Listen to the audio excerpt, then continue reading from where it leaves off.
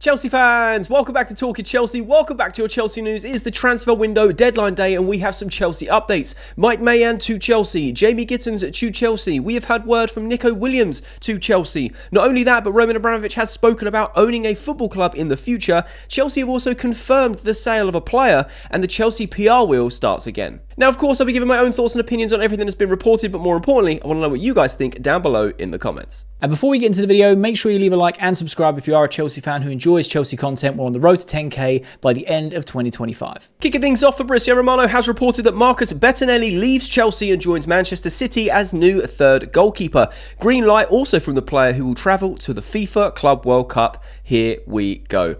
Now, we kind of saw this coming. I said in yesterday's video, I'd be pretty sad if Bettinelli goes because he's such an important character behind the scenes, good friends with a lot of the players, has a lot of character, part of that culture. And I personally saw this as a bit of a sideways move for Bettinelli. However, when you look at it from his perspective, Chelsea have an abundance of goalkeepers, right? We don't really know what we're going to be doing with them. Make sure you're watching until later on in the video because we're going to have massive news regarding Mike Maignan and the whole goalkeeper situation, especially with the Chelsea PR. So maybe Bettinelli thought he could take his chances to go to a club like Man City and maybe boost his CV. They are winning a lot of trophies. They have been consistently for a long time now. Obviously, he's won trophies with Chelsea just by being in the squad. I think he only played like 1, 2, maybe 3 games for Chelsea in the 4 years he's been there. So maybe he's like, look, money's money. Maybe he's getting a pay rise to go to City. He understands his role as the third choice keeper. Maybe he wants to push that second choice. Maybe he wants to try and push for first choice. We don't really know. But we do know that Bettinelli is off to Manchester City. So thank you for your service, my man. I know that sounds really like over the top, but like I said, I respect all the players and all their roles, and he knows his role. He is that dressing room character, the people that he gets on with all the players. He's part of that culture, very important behind the scenes. But he is off to Manchester City, so I would like to know your thoughts and opinions. Do you really care about this sort of move? Are you sad that Bettinelli is going to go? Do you think this is a good move for him? Let me know your thoughts below. I'm very curious to know. Ben Jacobs has reported that Roman Abramovich tells Nick Purewall he won't buy another football club after Chelsea. Perhaps one day there will be a situation where I could attend a match and say a proper goodbye, but nothing more than that. As for ownership or a professional role at a club, I am done with that in this lifetime. Sanctioned tells a story about Roman Abramovich's exit and sale to Clear Lake and Bowley. It's a new book that Abramovich is releasing later this year. I believe it's either September or October it releases. I'm not quite sure the official date. Bite Back Publishing are the ones publishing this book, so feel free to check that out. I'll be buying it. I'm very curious to know the Abramovich's side of things and how things went down. And this is kind of quite nice and also quite sad, in my opinion, because, man, do we miss Roman Abramovich. Let's be honest. We really miss Abramovich in terms of what these owners have done over the last 3 years. It's been very turbulent. Yes, Abramovich wasn't perfect. Yes, he did a lot of things that, are either questionable, being investigated currently. But one thing he did do was absolutely love the club, put the club always first, got the best players in for the positions that we needed. Yes, we chopped and changed managers, but he always thought of the fans first. He was a true custodian of the club, one of the best owners of a club in world football. He really was, and he gave us all of the memories over the last 20 years. Well, it's a bit longer now because obviously he's left, but in the 20 years, or 19 years that he reigned as king of Chelsea, he gave us the best memories that Chelsea fans have ever had in their life, which is amazing. So I'm very curious to know more about his side of things. I will be buying this book. This isn't an ad or anything, but I will put the link in the description below if there is like a pre-order link or anything like that in case you guys are interested. But very curious to know your thoughts on the whole Abramovich thing. I like the fact that he said, look, I'm not going to own another club. Like, Chelsea was like one and done. Like, I love that club, had a lot of passion for it. I don't want to go back into that world, not even as a professional role. No, I've done that for a lifetime. And I can imagine it's extremely stressful running a football club. I can't imagine it's easy, right? Let's not get this twisted. And obviously he was heavily involved. We very rarely saw him in the public. I think we had like 1, maybe 2 interviews out of his 19 years. I think one was a very brief one after the Champions League win, and one was a very, very brief one when he first took over, something along those lines. He did come out and do public statements, through the club as well, and kept us informed on things. And like I said, like he will always go down very, very well with the fans because of what he brought to this club, what he transformed this club into, a massive worldwide institution, a worldwide brand, and brought success and trophies and everything like that. And not only that, he always put the fans first. So we love you, Roman. I hope that he can have an opportunity to come back to say goodbye, because I think that farewell will not only be emotional for Chelsea fans, but I think it's a bit of closure for both parties. I think we wanted to be able to to say goodbye to Abramovich. What the UK government did, in my opinion, without getting tut political, I just think how they dealt with the whole situation was just so rushed, so wrong, and it just didn't make sense to me. And again, like I said, not getting into politics, but just strictly football. We had our club ripped out from underneath us. We had a 90-day sale. That's absolutely insane when you think about it, how quick, how much assets and all the things tied to it, the staff and everything around it, all the paperwork that goes with it. It was rushed through in 90 days. He was gone. And yeah, it was just, the wind was taken out of our sails, and Chelsea fans were like, well, what now? What happens now? But well, we've had the last 3 years, and this is what we have. So I'm not saying that the new owners are completely horrendous and need to go. I mean, there are very strong debates for that. Don't get me wrong. But I suppose they could be worse. As of right now, they are not in Chelsea fans' good books, not in my good books personally, but at least you can see that they're trying to do something. I don't know, man. I'm so on the fence with today's news and the way I feel about these owners and the sporting directors, which we'll get onto later in this video. I'm just so conflicted. No one will top Roman Abramovich, is what I'm trying to say. Right, you can't pick and choose our owners, unfortunately. Unfortunately, we just can't do that. We're stuck with Blue Co at the moment until they decide to leave or we try and get them out somehow. But at the same time, they're in the middle of this project. You know, through all the sort of fog, when you really look at it, we are now starting to improve, and now it is like we're at that stage where we really need to kick on next season. So I feel like we are out of the worst of it, but there's still some very questionable decisions made by the sporting directors, which we will talk about. But yeah, I mean, like I said, without getting too political about it, I'm not a big fan of the owners. I don't think a lot of Chelsea fans are a fan of the owners. We'd much rather Abramovich. But unfortunately, that is not the reality. We are a different football club. And yeah, Roman clearly still loves Chelsea, doesn't want another football club, which is quite cool, really, to think about it as like he's done it, he loved it, and he's like, right, I'm not doing it anymore. And I wish he can come back and say his farewells to the Chelsea fans, because I think that's what we deserve as an absolute minimum. And I feel like that's what he would want to do, is, like I said, is that bit of closure, shut the door on a chapter, have that lovely send-off. Because, you know, we used to do this for all the players when they retired, or the legends when they were leaving. So I think it's only fair that we get to do that with Roman Abramovich. But I would love to know your thoughts and opinions down below regarding the new owners, regarding Roman Abramovich's tenure, your thoughts on it, you know, the whole transfer of the club. Just curious to know your thoughts. S. Johnson Sport and The Athletic have reported that Nico Williams has already been ruled out by Chelsea for a variety of reasons. This is where this transfer window is going to get very convoluted, a lot of conflicting reports. And again, we're going to explain that a little bit later in the video as well, to make sure you keep watching, because honestly, your head will be doing this. Like, what is going on? I have made videos on Nico Williams coming to Chelsea. I have looked at the reports. Like I said, I'm not a journalist. I just react to headlines and talk to you guys about it. And I love having conversations in the comments, so please let me know your thoughts. And I was saying, look, he is the sort of player you break a wage structure for. He is also demanding massive wages. Earlier in, a few months ago, it was like 400 grand a week. No one's going to pay that. Now it's around the 300k mark. It's also come out that Chelsea and Arsenal and the Premier League love Nico Williams, want a player of his calibre and his skill set within the league, and they are willing to do crazy things financially to secure his signature. Now, we're getting conflicting reports saying that Chelsea have already ruled him out for various reasons, and I can guarantee that one of those reasons is going to be wages. So we're going in circles with the sporting directors and the club in terms of trying to secure that left winger. We're still in talks with Gittens. We're going to talk about him in a little bit, and I feel like Chelsea are going to get that deal over the line. I feel like that's going to happen, whether or not it's today or later on in the transfer window. We are yet to see. At the time of this recording, it's still mid-afternoon of the transfer deadline day. But Nico Williams doesn't seem to be a player that Chelsea really want to go get. Because if we really want to go get him, we'd pay the money. Simple as that. But if it's also been reported that, he's already been ticked off the list, Chelsea, for a variety of reasons, one of them is going to be agent fees, one of them is going to be transfer fee, which I think his release clause is like 50 million, which again is like a standard, seems to be like a standard transfer fee in today's market for a player, whether they're English player, Premier League player, whatever. It's like 50 million seems to be the standard. You see that number chucked around so frequently. And I feel like that is very cheap for a player of Nico Williams. Nico Williams has also reportedly said that he's happy at Bilbao. So if he is going to move, then he's going to need something that's going to really wet his whistle, essentially, in terms of, okay, cool, yeah, I can't turn that down. And I just don't feel like Chelsea are willing to put the 300k wages a week on his head top and be like, yeah, we'll pay 300k a week.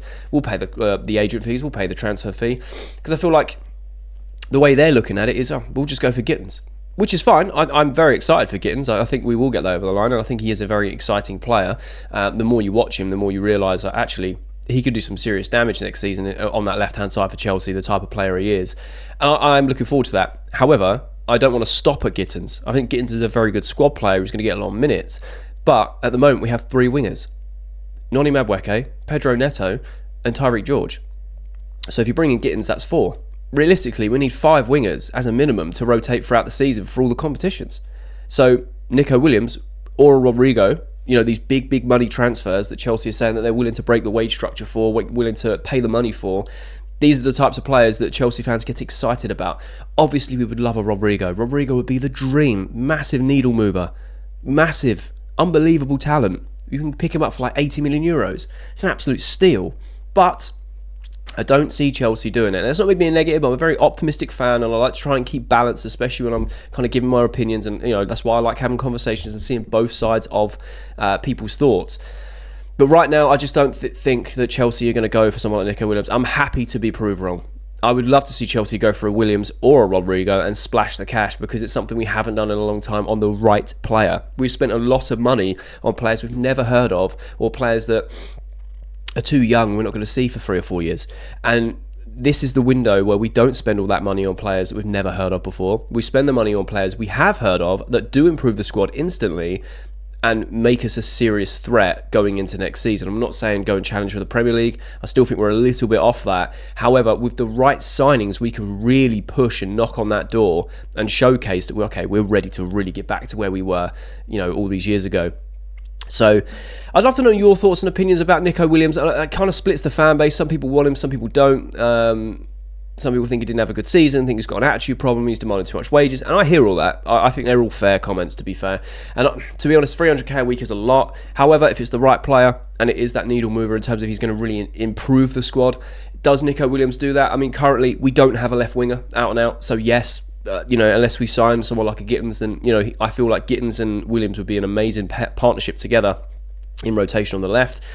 There are also talks that we're still after Garnacho, and I you guys know my thoughts about Garnacho. I really don't want Garnacho, and I don't want us to end up with Garnacho and Gittens on that left-hand side, because I feel like that is a waste of potential of the people that are, or players that are available this summer. So very curious to know your thoughts about Nico Williams, now apparently not on the list for a variety of reasons for Chelsea this summer window. Fabrizio Romano has reported an exclusive. Mike Maignan deal is now off between Chelsea and AC Milan. Chelsea not willing to meet Milan's price, deal not proceeding in time for Club World Cup, as Chelsea won't pay CWC or Club World Cup tax. CFC maintain full trust in Petrovic, Sanchez, Jorgensen and talent Mike Penders for the goalkeeper role. Well, this is very interesting. What is our club doing? There's more reports here. 86 Longo reported late last night that Chelsea has remained at £12.6 million for Mike Maignan but added bonuses. Under these conditions, the deal remains difficult even if the clubs are still in contact. It is unclear if Chelsea will make a new offer. Well, clearly we didn't. S. Johnson Sport also reported late last night that Chelsea have communicated they will pay a maximum of €15 million to Milan for Mike Maignan. Chelsea see the sale of Christian Pulisic to Milan in 2023 for €20 million as part of their reasoning. Pulisic had 12 months left on his contract but was 6 years younger. Pulisic also plays in a position that commands higher fees. Now, I kind of get this. I kind of get using this as a bargaining chip, because it's almost like for like in terms of the contract length and the fee that is wanted for both parties. But I don't feel that this is good enough as a bargaining chip in terms of Mike Maignan coming into the Chelsea squad. He is a massive needle mover. He improves the squad massively. He is top 5, 6, potentially top 7 goalkeepers in the world, and all we had to do was pay £25 million. It's an absolute joke, but there are more reports. 86 Longo had reported just before Fabrizio Romano that there is currently a £4 million difference between Chelsea and Milan for Mike Maignan. Some positive contacts this morning, but still not good enough for Milan's CEO to give the green light.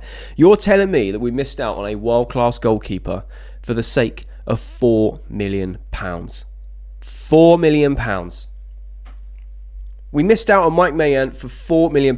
What is this club? What is this transfer policy? £4 million is nothing considering we spent 25 on Sanchez, who at the time was Brighton's third choice goalkeeper. We spent 45 million on Jorgensen last season, and let's be honest, he's not up to standard of what we expect from a £45 million goalkeeper. But don't worry, he will be amazing in the future. He has this development, blah, blah, blah, like all the other players that Chelsea seem to sign for big money that we've never heard of or are like still teenagers, right? And I'm talking like 16. Oh, we signed some striker, I believe, in somewhere in like Eastern Europe, who's 16. We won't see him for 3 or 4 years, but don't worry, he's going to be class. But we spent like 20 million on him.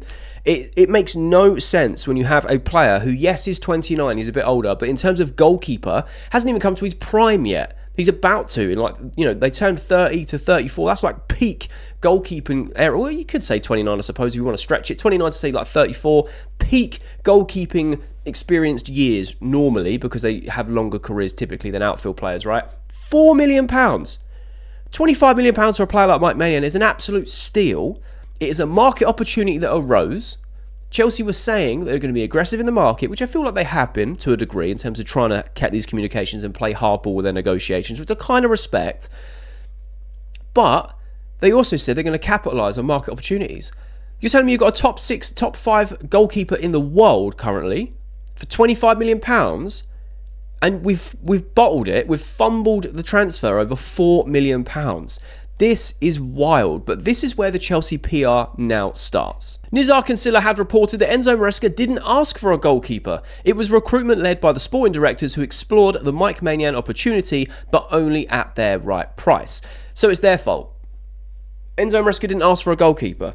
Funny that, because we did report yesterday, potentially the day before, a few times on this channel about Mike Maignan specifically, that Enzo Maresca has lost trust in Robert Sanchez, and he is a big admirer of Mike Maignan. 86 Longo reported this days ago that Mike Maignan is a #1 target for Enzo Maresca, not the directors, for Enzo Maresca, who no longer trusts Robert Sanchez, and I don't blame him. He has done everything that he can to back Robert Sanchez this season, and yes, like I always say, the second half of the season, Sanchez has been very, very good. He's improved massively, less mistakes, distribution is still woeful, I won't be convinced otherwise, it's terrible. Shot stopping's great, we know that. But he's made less mistakes, he's been a lot more solid in goal, and we've kept more clean sheets. So fair play to him for improving him in the second half of the season. But I'm not surprised that in the transfer window, he's going, I don't want to go into next season with Sanchez because I've had a full season with him. I've seen the good, the bad, and the ugly. And if we have an opportunity to sign someone like Mike Maignan, who is a top 5, top 6 goalkeeper in the world, let's go get him, and he can come in as the #1, and him and Petrovic can fight it out for the #1 spot. S. Johnson Sport then reported that Chelsea have ended Mike Maignan's interest for this summer. Chelsea's current 4 goalkeepers are now going to battle it out to become first choice. Maresca never asked for Mike Maignan. And this is what's scary, and this is what confuses and annoys and disappoints fans, myself included. It's the Chelsea PR. Things don't go our way, and then all of a sudden these reports come out instantaneously saying, we didn't want them anyway. That's not part of the plan. We actually wanted to do this. Chelsea have been extremely public about how they wanted to secure Mike Maignan. £4 million we lost out on him for. Just admit that you played hardball and Milan called your bluff. Now, I thought that there could be potentially, and again, this is me being optimistic, after the Club World Cup, the situation doesn't really change. Mike Maignan is still going to run down his contract. He doesn't want to play for AC Milan. He doesn't want to sign a new one. We could potentially go back in after the Club World Cup and say, do you know what, we'll give you the $4 million. We want Mike Maignan. But I very much doubt that's going to happen, because it looks like these sporting directors dig their heels in and get very offended when things don't go their way. Same thing seems to have been with Osimhen. He turned us down. We're not, even though there's been reports suggesting we are still interested in it, we've had no real concrete talks. I don't think that's going to happen. Let's be honest. I don't see these directors being the type of people to go back into a deal and try and renegotiate. Mike Maignan wanted the move. He did everything his part, and fair play to him, because he didn't want to play for Milan. He wanted the Chelsea move. He made it very, very hard for Milan to say no. Milan dug their heels in. They called our bluff, and I don't feel like, because it went our way, I don't feel like we're going to go back in and go, we'll give you the $4 million. Don't worry about it. I would like to think that we would, but at the same time, the reality is I don't feel that we will. Ben Jacobs also reported that it's worth noting Chelsea still retain faith in Robert Sanchez. Maignan was a market opportunity explored by the directors. Enzo Maresca is not driving the move, and Chelsea are sticking to their valuation. I'm all for sticking to your valuation until it gets to crunch time, and you have an opportunity to sign a world-class keeper. For the sake of £4 million, just give them the money. It's just, I'm not a football advisor, I'm not a financial advisor, I get it. But it's not like Chelsea are tight on money. They've been offered this opportunity, take it.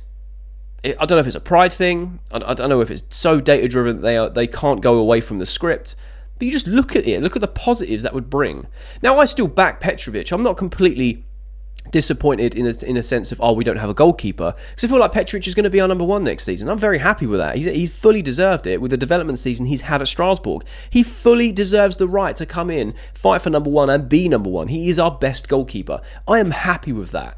But this really drives me up the wall, because if for the sake of £4 million, you could have had a world-class keeper with the experience that is very, very good with the ball at his feet, good shot stopper, coming in his peak age range, to come in and be number one. And then again, it's between Maignan and Petrovic to fight for number one. And if Maignan doesn't hold the number one spot and we have Petrovic, we are laughing as Chelsea fans because we've got two incredible keepers in rotation.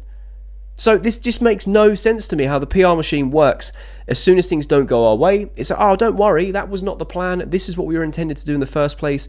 These are all lies, even though Chelsea have been extremely public about how much they admire Maignan, how Enzo wanted him. They don't trust they don't trust Robert Sanchez anymore. They're looking to improve in that goalkeeping space.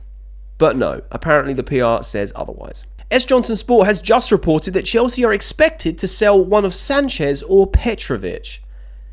This is where it gets convoluted. This is where it comes conflicting. This is where it could be a bit of a head turner for a lot of fans because, I don't really know what to believe. I'm not even going to bother. And I don't blame you. I don't blame you at all. This is where it gets frustrating for me as well, because one side is saying we fully back Sanchez. There's other reports saying that Enzo Maresca's lost faith in Sanchez.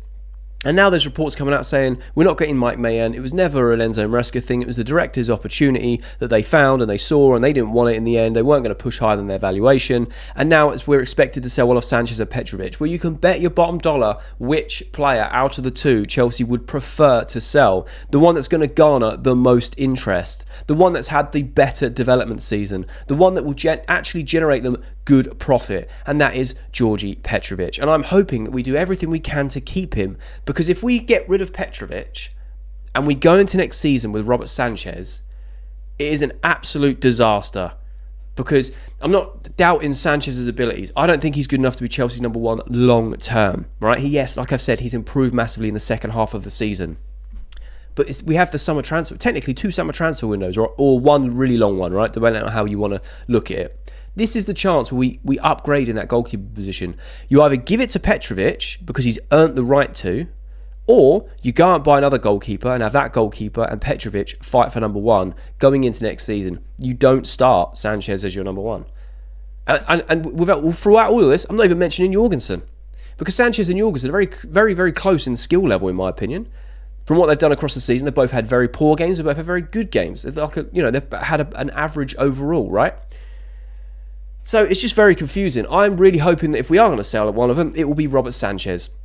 Problem is, well, actually, to be fair, there has been some interest on West Ham side with the whole Mohamed Kudus, which I keep getting grilled for not pronouncing right. I do apologise if I've got that wrong. The interest in that, he was offered to Chelsea, and Chelsea were basically, West Ham also asked about the availability of Robert Sanchez, so that could potentially happen. And I'm hoping that's the case out of the two, because I don't want Petrovic to be sold. And then finally, Sky Carver have reported that Chelsea were not looking at recruiting a goalkeeper until they were offered Maignan. Chelsea are now unlikely to sign a goalkeeper this summer. Now, yes, they might not have looked at Maignan, but like I said, it was a market opportunity, right? Fine. That's fine. You've been offered a world-class goalkeeper, and all they're asking for is £25 million. You basically go, all right, cool. Will you take 23 if you want to barter a little bit? Would you do 20 plus bonuses or add-ons? And you take that deal. You take that deal, right? If you want to play hardball, play hardball. When it really comes down to crunch time, the deadline day, you get this over the line. You bring in a player like this so the Chelsea fans can get excited and you can buy some good faith with them, or goodwill, or however you say it. Because it would have been a massive, massive signing. But now to come out and say, we weren't even looking at recruiting a goalkeeper. Why are you all getting upset? We weren't even looking at improving in the goalkeeping area, which is wild to me going into next season, because we are going after key areas. If the goalkeeping area isn't one of them, that's wild. Like I said, I have full faith in Petrovic coming in. I'm excited to see him play. But I don't have faith in Sanchez and Jorgensen.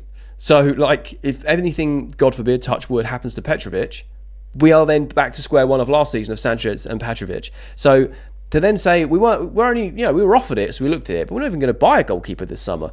That puts no faith in the Chelsea fans at all. And yes, I know that there's Petrovic fans. Like I said, I am a Petrovic fan.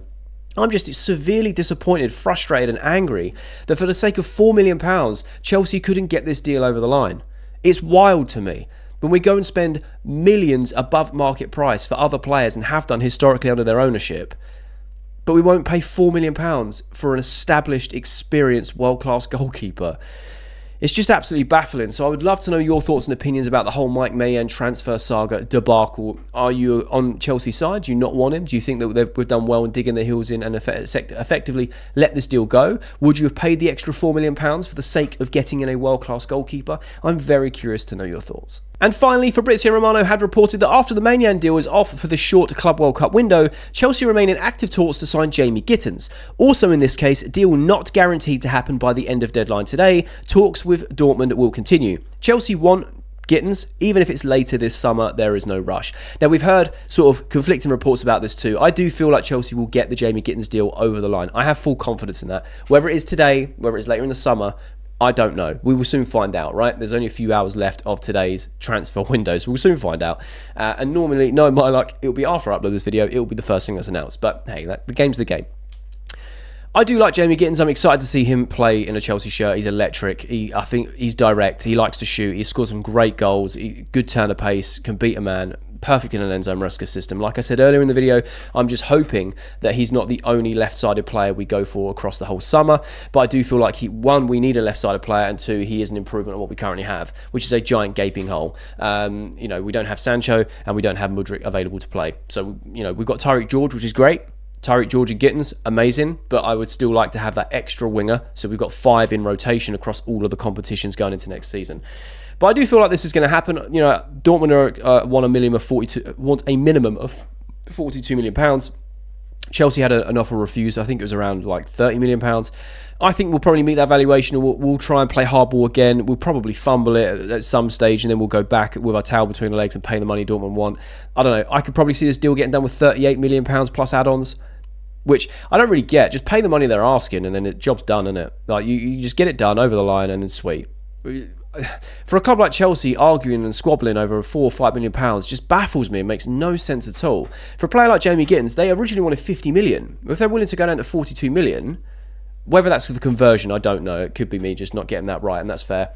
But just pay the money they're asking. If we really want the player, we admire him, he's perfect for the system.